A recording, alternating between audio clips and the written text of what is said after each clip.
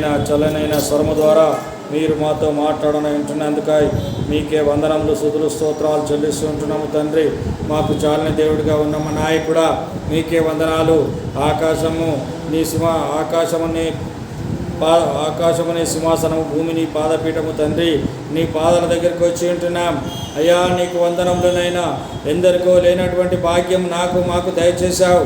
ఎంతోమంది ఈ యొక్క సండేని హాలిడేగా పాటిస్తూ ఉంటున్నారు, జాలిడేగా పాటిస్తూ ఉంటున్నారు అయ్యా. మరి మేమైతే తండ్రి నాయన మరి ఈ సండే నాయన మరి హోలిడేగా పాటిస్తూ ఉంటున్నాం అయ్యా. నీ సన్నిధిలోనికి చేరి ప్రభువా దీన్ని ఒక పరిశుద్ధంగా మేము ఆచరిస్తూ ఉంటున్నాం. మీ పునరుత్థాన దినమై ఉంటున్నది కనుక, మీరు లేచిన దినమై ఉంటున్నది కనుక, ప్రతి మానవుడి జీవితంలో మీరు ఉద్భవించనే ఉన్నారు కనుక అయ్యా మీకే వందనాలు స్తుతులు స్తోత్రాలు చెల్లిస్తుంటున్నాము తండ్రి. ఆ నాయన మరి ఆకాశం, సూర్యచంద్ర నక్షత్రాదులు సృష్టించి గాలిని నీటిని మా కొరకు అందించిన మహోన్నతుడా నీకే వేలాది వందనములు స్తుతులు స్తోత్రాలు చెల్లిస్తుంటున్నాం.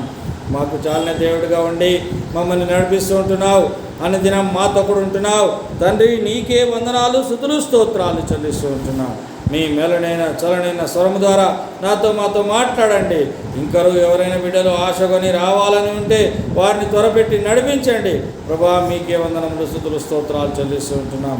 నాయన మాతో కూడా ఉండండి నాయన. మీ వాక్యము ధ్యానిస్తూ ఉంటుండగా వాక్యంలో గల సత్యాలను మర్మములను నా కొరకు బయలుపరచండి. వాక్యానుసారమైనటువంటి జీవితం ఇక్కడ కూడిన మాకందరు దయచేసి మీరు మహిమ పొందమని నజరేయుడు అతి పరిశుద్ధుడైనటువంటి యేసుక్రీస్తు నామములో ప్రార్థిస్తున్నాము తండ్రి. ఆమేన్ ఆమేన్. దయచేసి కూర్చోండి. అందరూ కూడా మరొక వందనాలు తెలియజేస్తుంటున్నాను. దేవుని బిడ్డలారా, ఇక్కడ దేవుని వాక్యంలో మనము 22వ అధ్యాయము యెహోషువ గ్రంథం చూస్తూ ఉంటున్నాం. ఈ యెహోషువ గ్రంథంలో మనం కీవర్డ్స్గా 5వ వచనాన్ని తీసుకొని చూస్తూ ఉంటున్నాం. అయితే మీ పూర్ణ హృదయంతో పూర్ణ ఆత్మతోనూ మీ దేవుడైన యెహోవాను ప్రేమించుము, ఆయన మార్గములన్నిటిలో నడుచుకొనుచు, ఆయన ఆజ్ఞలను గైకొనుచు, ఆయనను హత్తుకొని ఆయనను సేవించుచు, యెహోవా సేవకుడైన మోషే మీకు ఆజ్ఞాపించిన ధర్మశాస్త్రమును అనుసరించి నడుచుకొనడు. ఈ దినం మనం నేర్చుకుంటున్నది ఏంటంటే దేవుణ్ణి సేవించడం ఎలా. మనం ప్రతిసారి వాక్యాన్ని ధ్యానిస్తూనే ఉంటున్నాం, ప్రతిసారి మనం చదువుతుంటున్నాము, వాక్యాన్ని ధ్యానిస్తూ ఉంటున్నాం. అయినా కానీ కూడా దేవుడు మాటికి మనకు కొన్ని విషయాలు మళ్ళీ జ్ఞాపకం చేస్తూ ఉంటాడు. మరి ఆరాధన కార్యక్రమంలో కూడా మనం ఆయనను ఎలాగో ఆరాధించాలి అనేది మనం చూసాం. 9వ కీర్తన 11 నుంచి 20 వరకు కూడా ఎలాగ ఆయనను ఆరాధించాలా, ఆయన మనకు ఏం చేస్తున్నాడు అనే విషయాన్ని మనం గమనించాం. ఇక్కడ మనం చూసినట్టు కనుకైతే ఇక్కడ ఏమంటాడు, దేవుని మనం ఆరాధించే విషయంలో పూర్ణ హృదయంతో అంటాడు. పూర్ణ హృదయంతో పూర్ణ ఆత్మతో దేవుడైన యెహోవాను ప్రేమించుము. మన హృదయంతో 100% ఆయనను మనం ఆరాధించాలి. మన హృదయం 100%, 100కి 100 పాళ్ళు మనం మనస్ఫూర్తిగా ఆరాధించాలి ఆయన. మన మనసు ఎక్కడనో పెట్టుకొని మనం ఇక్కడ ఆయనను ఆరాధిస్తే మనకు శూన్యం, మనకేమీ ఆన్సర్ రాదు. కనుక దేవుని వాక్యము యెహోషువ గ్రంథం ఘోషిస్తుంది ఏంటంటే ఆయనను పూర్ణ ఆత్మతోటి పూర్ణ హృదయంతో ఆరాధించాలి అంటున్నారు. దేవుణ్ణి ఆరాధించేవాడు లేదా సేవించేవాడు ఆయనను సేవించాలి, ఆయనకు సేవకులం అయిపోవాలి. విశ్వాసులం అంటే విశ్వాసులు అయినంత మాత్రాన సరిపోదు. విశ్వాసులు అంటే కేవలం నమ్మకం ఉంచేవారు. ఆయనలో మనం నమ్మకం ఉంస్తామంటే విశ్వాసులు అంటే నమ్మకం ఉంస్తాం. యేసు ప్రభు దేవుడని, ఆయన రక్షకుడని, ఆయన ఇమ్మానుయేల్ అని, మరి ఆయన యందు నమ్మకం ఉంస్తాం. ఈ నమ్మకము వేరు. ఈ నమ్మినటువంటి వాళ్ళు విశ్వాసులు అవుతారు. ఇక్కడ విశ్వాసుల గురించి మాట్లాడటం లేదు, ఆయన సేవకుల గురించి మాట్లాడుతున్నాడు. సేవకుల గురించి అంటే సేవకులు అంటే పాస్టర్లు కదా, దైవ సేవకులు కదా అనుకుంటాం మనం. నో, సేవకులు అంటే దైవ సేవకులు దేవుని బోధ చేసేవాళ్ళు కాదు. సేవకులు అనగా ఆయనను సేవించేటోళ్ళు, ఆయనను ఆరాధించేటోళ్ళు, ఆయనను కొనియాడేటోళ్ళు, ఆయనను కీర్తించేటోళ్ళు, వీళ్ళందరూ సేవకులే. అంటే బోధించే వాళ్ళు సేవకులే, విని ఆయనను ఆరాధించే వాళ్ళు కూడా సేవకులే. కనుక ఈయన ఏమంటాడంటే ఎలాగ ఆయనను ఆరాధించాలి అంటే పూర్ణ హృదయంతో మనస్ఫూర్తిగా 100% మనసు ఆయన మీదనే ఉండాలి. మనం చర్చికి వస్తాం, మన శరీరం ఇక్కడ ఉంటుంది, మన మైండ్ ఎక్కడో ఉంటుంది. అట్లా కాదంటున్నాడు ఆయన. శరీరం, ప్రాణ, ఆత్మ, దేహాలు ఇక్కడనే ఉండాలి. ప్రాణ, ఆత్మ, దేహాలు ఇక్కడనే ఉంటేనే దేవుని వాక్యం మనకు వినబడుతుంది. ప్రాణ, ఆత్మ, దేహములు ఇక్కడ లేకపోతే మనకు దేవుని వాక్యం వినబడదు. బయట జరిగేటి అన్నీ మనకు వినబడుతుంది. మనం ఇక్కడ కూర్చుంటాం, మన మైండ్స్ మాత్రం బయట తిరుగుతుంటాం.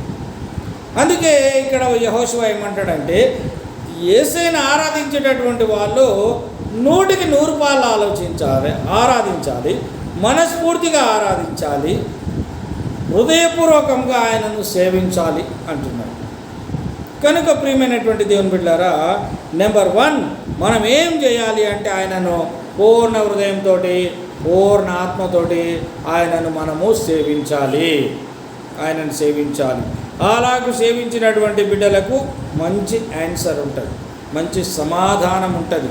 వారి బ్రతుకులో పీస్, శాంతి, సమాధానములు ఉంటాయి.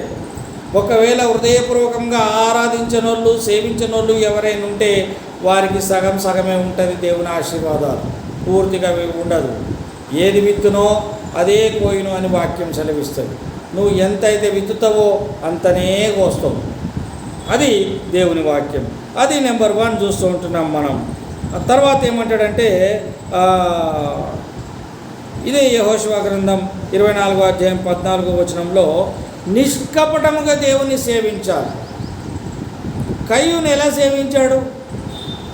కపటంతో సేవించాడు.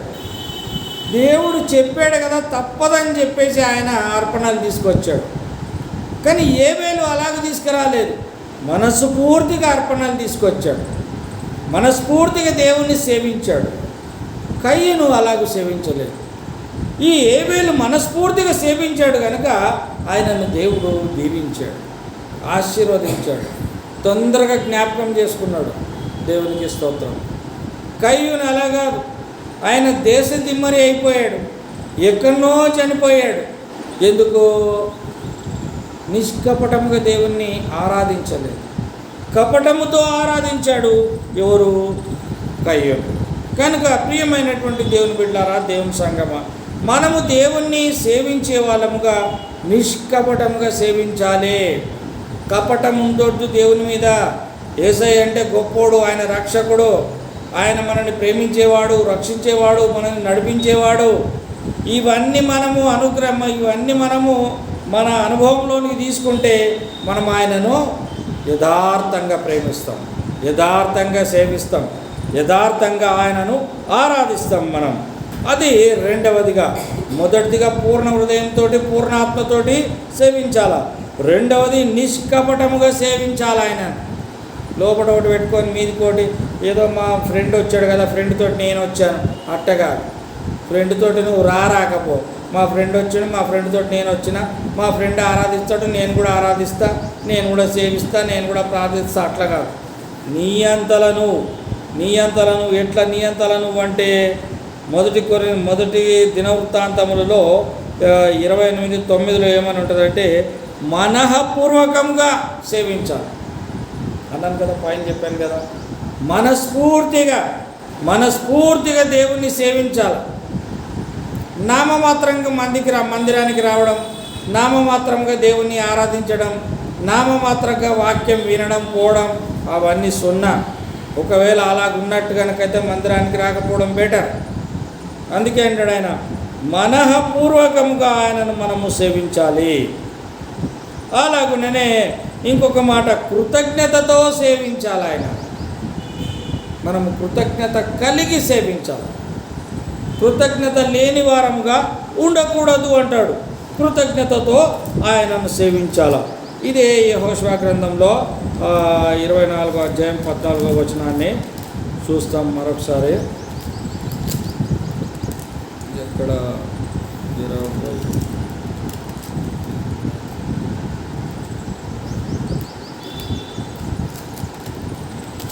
24వ అధ్యాయంలో 24వ అధ్యాయం 14వ వచనంలో ఇలాగ రాయాలి, కాబట్టి మీరు యెహోవా యందు భయభక్తులు గలవారై. ఎలాగుండాలంట మనము? యెహోవా యందు భయభక్తులు గలవారమై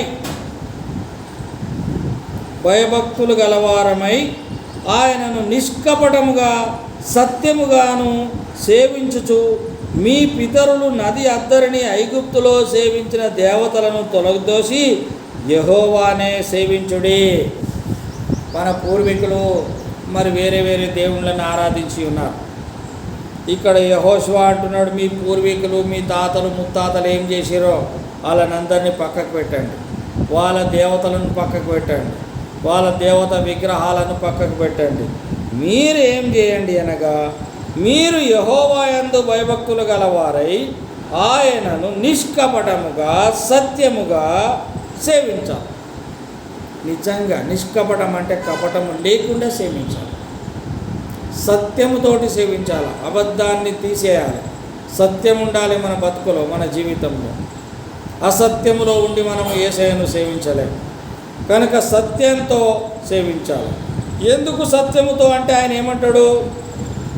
నేనే సత్యము మార్గము జీవం అంటాడు. ఆయన సత్యవంతుడు కనుక మనము సత్యముగా ఆయనను సేవించాలా, నిష్కపటముగా ఆయనను సేవించాలా. ఇంకొక మాట ఏమంటాడు? మొదటి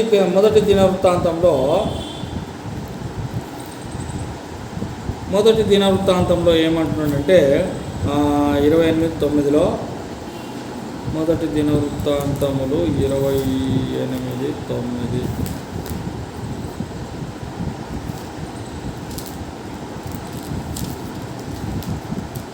28:9 ఇలాగ మాట్లాడుతూ ఉంటున్నాడు, నా కుమారుడా, నీ తండ్రి యొక్క దేవుడైన యెహోవా అందరి హృదయములను పరిశోధించువాడు. మన దేవుడు ఎట్లాంటి వాడంటే ఆయన అందరి హృదయాలను పరిశోధిస్తాడు. ఇప్పుడు మనం అందరం ఇక్కడ కూర్చున్నాం, మన అందరి మనసులు వీడున్నాయా బయట ఉన్నాయా అనేది కూడా ఆయన గమనిస్తాడు. ఆయనకు అర్థమైపోతుంది.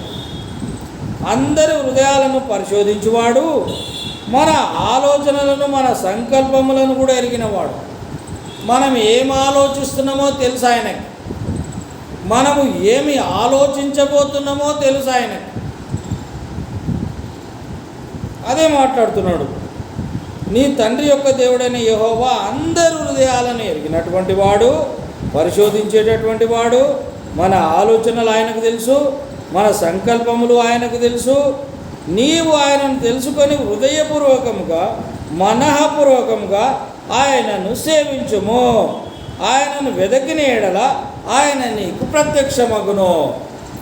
దేవుని మనఃపూర్వకముగా సత్యముగా వెతికినట్లు కనుకైతే ఆయన మనకు ప్రత్యక్షమవుతాడు అనగా మనకు డైరెక్ట్ వచ్చి కనిపించాడు, మన పనులు సక్సెస్ చేస్తాడు.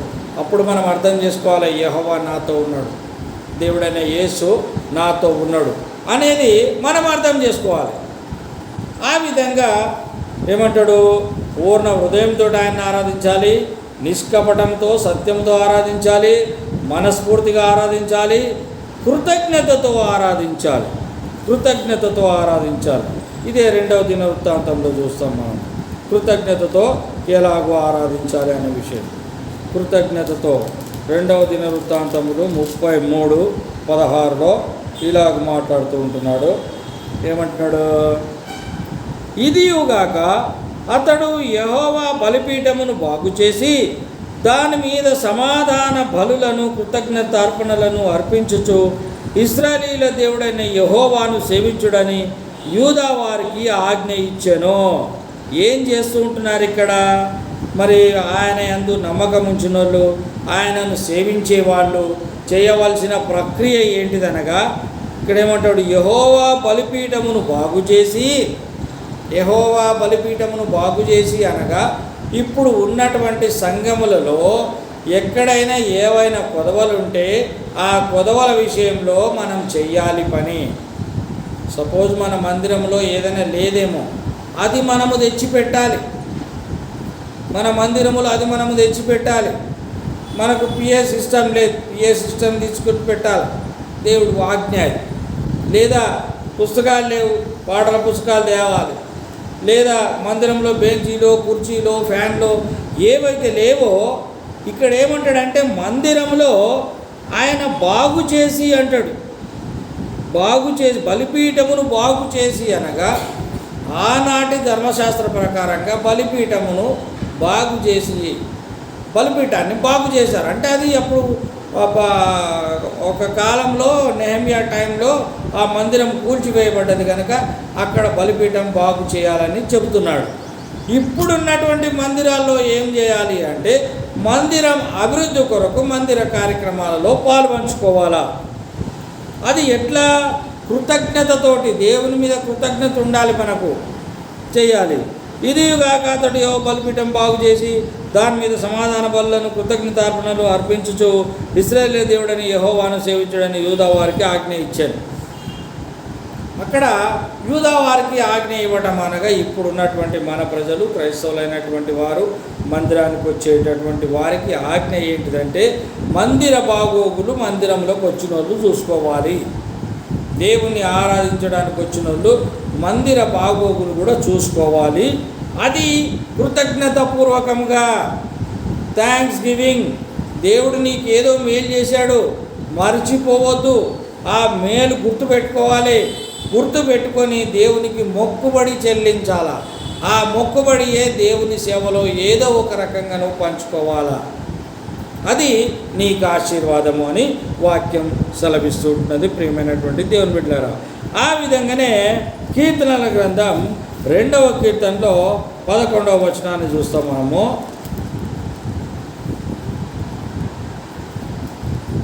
2వ కీర్తనలో 11వ వచనంలో ఇలా రాయబడి ఉంటున్నది, చూడండి. 2వ కీర్తనలో ఏమనున్నది ఇక్కడ? భయభక్తులు కలిగి యెహోవాను సేవించుడి, గడగడ వణుకుచు సంతోషించుడు. దేవుని ప్రేమించేటోళ్ళు, దేవుని సేవించేటోళ్ళు, ఆయనను ఆరాధించేటోళ్ళు, ఆయనను కొనికాడేటోళ్ళు దేవుని దగ్గర భయభక్తి కలిగి మందిరానికి రావాలి. కుడి ఎడమలు చూసుకొని రావాలి, వెనక ముందు చూసుకొని రావాలి. మందిరానికి జాగ్రత్తగా భయభక్తితో వస్తే మనకు బ్లెస్సింగ్స్. భయము భక్తి లేకుండా వచ్చిన వాళ్ళకు బ్లెస్సింగ్ లేదు. ఒక వారం వచ్చి ఒక వారం రానులకు బ్లెస్సింగ్ లేదు. ఖచ్చితంగా దేవుని మందిరానికి రావడం, ఆయన యందు భయపడాలి, ఆయన యందు భక్తి ఉండాలి, ఆయన యందు మనకు వణుకు ఉండాలి. దేవుడు గొప్ప దేవుడు అని మనకు ఒక భయం భక్తి ఉంటే మనని ఆయన ఆశీర్వదిస్తాడు. మనకు చదువుల్లో ఆశీర్వదిస్తాడు, మన కుటుంబంలో ఆశీర్వదిస్తాడు, మన రోగాలను తీసేస్తాడు, మన అప్పులు తీసేస్తాడు, మన సమస్యలు తీసేస్తాడు, మనకి చదువుల్లో మరి మంచి ర్యాంకుల్లో పాస్ చేస్తాడు, మంచి ఉద్యోగాలు మనకిస్తాడు. అది దేవుని ఏర్పాటు. ఎప్పుడు మనకు భయము భక్తి ఉండాలి, గడగడ ఆయన సన్నిధిలో వణకాలి, వణుకుచు సంతోషించాలి. అప్పుడు దేవుడు మనకు మేలు దీవెనలు దయచేసి నడిపిస్తాడు. ప్రియమైనటువంటి దేవుని బిడ్డలారా, దేవుని సంగమా, ఆ విధంగా చూసినట్టు కనుకైతే ఇంకొకటి, ఆ మందిరానికి రావడం భయభక్తితోటి రావడమే కాకుండా ఆయనను ఎలాగూ స్తుతించాలి అనగా సంతోషముతో స్తుతించాలి, సంతోషముతో ఆయనను ఆరాధించాలి. సంతోషంతో 100వ కీర్తనలో చూస్తాం ఆ విషయము. 100 కీర్తన 100లో ఏమంటాడంటే ఆయన 2వ వచనంలో, సంతోషముతో యెహోవాను సేవించుడి, ఉత్సాహగానము చేయుచు ఆయన సన్నిధికి రండి. బాధతో దుఃఖముతో మందిరానికి రాకూడదు, సంతోషంతో మందిరానికి రావాలి. గంతులు వేసి పాటలు పాడాలి, ఆయన కోసం ఉత్సాహగానం చేయాలి. మందిరంలో పాటలు పాడాలంటే గట్టిగా గొంతెత్తి పాడాలి. గొంతెత్తి పాడకుండా, సంతోషంగా పాడకుండా అందరు పాడుతుంటే మనం చేతులు కట్టుకొని నిమ్మలంగా కూర్చుంటాం. లేకపోతే మెల్లగా గుయ్యి గుయ్యి అనుకుంటా చిన్న చిన్నగా కూని రాగాలు తీస్తాం. అది దేవునికి ఇష్టం లేదు. కూని రాగం కాదు. మందిరానికి వచ్చినోడు గొంతెత్తి పాట పాడాలి, సంతోషంతో పాడాలి. ఏడు మొహంతో మందిరానికి రావద్దు, ఏడు మొహంతో పాటలు పాడద్దు. అది దేవుడు సెలవిస్తున్నాడు. సంతోషంతో పాటలు పాడాలి అంటున్నాడు. చివరిదిగా చూసినట్టు కనుక అయితే దానియేలు గ్రంథంలో 6:20 కనిపిస్తుంది మనకి. దానియేలు గ్రంథం యెహెజ్కేలు తర్వాత దానియేలు 6లో దానియేలు 6వ అధ్యాయంలో 20వ వచనంలో ఇలా వ్రాయబడి ఉంటున్నది. ఏమంటున్నాడు?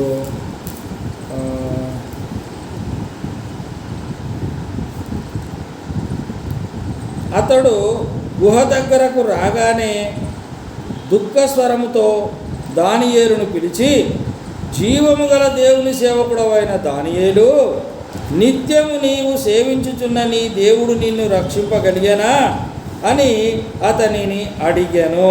నిత్యము, ఎల్లప్పుడూ, మనము పుట్టక మునుపు, మనము పుట్టిన తర్వాత, మనం చనిపోయిన తర్వాత కూడా మనతోటి ఉండేటటువంటి దేవుడు, ఆల్ఫా ఒమేగా దేవుడు, నిన్న నేడు రేపు ఏకరీతిగా ఉండేటటువంటి దేవుడు, ఆయనను మనము సేవించగలగాలి. నిత్యం మనతోటి ఉండేటటువంటి దేవుడు కనుక నిత్యం మనం ఆయనను సేవించాలి. అది వాక్యం సెలవిస్తూ ఉంటున్నది. ఇక్కడ దానియేలు విషయంలో అదే మాట్లాడుతుంటాడు. ఏంటిదంటే, జీవము గల దేవుని సేవకుడు అయిన దానియేలు, జీవము గల దేవుడు, లివింగ్ గాడ్, జీవము గల దేవుడు, నిత్యము నీవు సేవించుచున్న దేవుడు నిన్ను రక్షింపగలిగనా? ఎస్, నిత్యం మనం సేవిస్తున్న మన దేవుడు మనల్ని రక్షిస్తాడు ఖచ్చితంగా, మనల్ని కాపాడుతాడు ఖచ్చితంగా.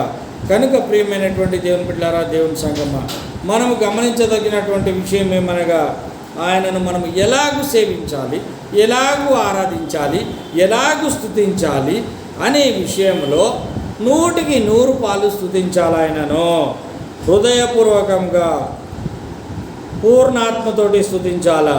రెండవదిగా నిష్కపటముగా సత్యముతో స్తుతించాలా. ఏ విధమైన కపటము మనసులో పెట్టుకోకుండా యేసయ్య దగ్గరికి రావాలా, యేసయ్యని స్తుతించాలా, ఆరాధించాలా. అలాగా మూడవదిగా మనస్ఫూర్తిగా స్తుతించాలా. సగం మనసు అక్కడ పెట్టి సగం మనసు ఇక్కడ పెట్టి అట్లా కాదు. మనం మనసు ఇంటికాడ పెట్టి మనం మందిరానికి వచ్చి స్తుతించొద్దు అంటున్నాడు. మనఃపూర్వకంగా ఆయనను మనము స్తుతించాలి. అంటే మనస్ఫూర్తిగా స్తుతించాలి, మనస్ఫూర్తిగా ఆయనను ఆరాధించాలి. అంత మాత్రమే కాకుండా కృతజ్ఞత ఉండాలి. నీకు దేవుడు చేసిన మేళ్ళన్నిటికీ మనకు కృతజ్ఞత ఉండాలా. దేవుడు మనకి ఏం చేశాడు? మనల్ని బ్రతికించాడు. మొట్టమొదటి మేలు, మనకు లోకం ఇచ్చాడు, మనకు లోకంలో ఆహారం ఇచ్చాడు, మనకు లోకంలో వస్త్రాలు ఇచ్చాడు, మనకు లోకంలో సంతానం ఇచ్చాడు, మనకు లోకంలో ఉద్యోగం ఇచ్చాడు, మనకు లోకంలో వ్యాపారాలు ఇచ్చాడు, మనకు లోకంలో ఆనందం, సంతోషం, ఇవన్నీ ఇచ్చాడు ఆయన. మరి మనకు కృతజ్ఞత ఉండాలా వద్దా? ఖచ్చితంగా మనకు కృతజ్ఞత ఉండాలి. ఆ కృతజ్ఞతతోటి మనము ఆయనను ఆరాధించాలి. అది తర్వాత భయభక్తులు కూడా ఉండాలి మనకి. కృతజ్ఞత ఉంటే ఎట్లుంటుందంటే ఇట్లా ఇచ్చేసి వెళ్ళిపోతాం. అట్టగా భయభక్తి అంటే కొందరికి మందిరానికి వస్తారు, కొందరు మందిరానికి ఎట్లా వస్తారంటే చివరి సమయంలో వస్తారు, వచ్చి ఆ ముగింపు ప్రార్థనలో ఉండి బ్లెస్సింగ్స్ తీసుకొని వెళ్ళిపోతారు. వాళ్ళు అనుకుంటారు, అబ్బా మేము ముగింపు ప్రార్థనలో ఉన్నాం కదా, మాకు ఆశీర్వాదాలు వచ్చేసినాయి, దేవుడు మమ్మల్ని దీవించేసాడు అనుకుంటారు. ఏం రావు, ఏం ఆశీర్వాదాలు రావు. అదంత ఉత్తదే, నువ్వు రావడం పోవడమే నీ పని. నీకు భయం లేదు, భక్తి లేదు, వణుకు లేదు. భయం ఉండాలి, భక్తి ఉండాలి, వణుకు ఉండాలి. నువ్వు మందిరానికి వస్తున్నావు కానీ నీకు భయం లేదు, భక్తి లేదు కనుకనే ముగింపు ప్రార్థనకు వచ్చినావు, ముగింపు ప్రార్థనలో ఆశీర్వాదం తీసుకొని వెళ్ళిపోయినావు. ఆశీర్వాదం తీసుకొని పోతున్నా అనుకుంటున్నావేమో, ఆశీర్వాదం నీ ఎంబడి రాదు, నువ్వే పోతావు. అది తర్వాత సంతోషంతో మందిరానికి రావాలంటున్నాడు. సంతోషంతో మందిరానికి రావాలా, సంతోషంతో పోవాలా? మరి వచ్చేటప్పుడు ఏడు మొహం పెట్టుకున్న వాళ్ళు కూడా వస్తారు, కొంతమంది వచ్చిన వాళ్ళు కూడా తిరిగి సంతోషంతో పోతారు. ఎందుకంటే దేవుడు వాళ్ళతో మాట్లాడతాడు. ఆయన సంతోషం మనకి ఇచ్చాడు కనుక మనం ఆ సంతోషంతో తిరిగి వెళ్తాం. కాకపోతే ఏంటంటే వాక్యం ఏమంటుంది? సంతోషంతో ఆయనను ఆరాధించాలి, భయభక్తులతోటి ఆయనను ఆరాధించాలి అనేది వాక్యం ద్వారా సెలవీయబడుతూ ఉన్నది. అది కనుక చివరిదిగా ఏమంటాడు? నిత్యము ఆరాధించాలి.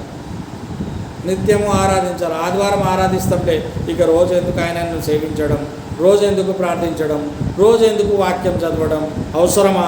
మనం ఆదివారం పోతాం కదా, ఆ పాస్టర్ ఏదో చెప్తాడు, మనం ఏదో వింటాం, సపదాకి ఇంటికి వస్తాం, మన పని మనం చేసుకుంటాం. అట్లా కాదు. అలాంటి వాళ్ళకి ఆశీర్వాదం లేదు. ఆశీర్వాదం ఎలాంటి వాళ్ళకు ఉన్నది? ఎలాంటి వాళ్ళు ఎలా సేవించాలి అంటే కృతజ్ఞతాపూర్వకంగా సేవించాలి, నిష్కపటంగా సేవించాలి, మనపూర్వకంగా సేవించాలి, భయభక్తులతో సేవించాలి, సంతోషంతో సేవించాలి, నిత్యము సేవించాలి. ఆ విధంగా మనము సేవించినప్పుడు ఆయన మనతో ఉంటాడు, మనల్ని దీవిస్తాడు, మనల్ని నడిపిస్తాడు. మనకి ఏ విధమైనటువంటి అపాయం మన దరికి రాకుండా మనల్ని కాచి కాపాడి భద్రపరిచి నడిపిస్తాడు. అలాగూ మన ప్రియమైన యేసయ్య నిన్ను నన్ను నడిపించును.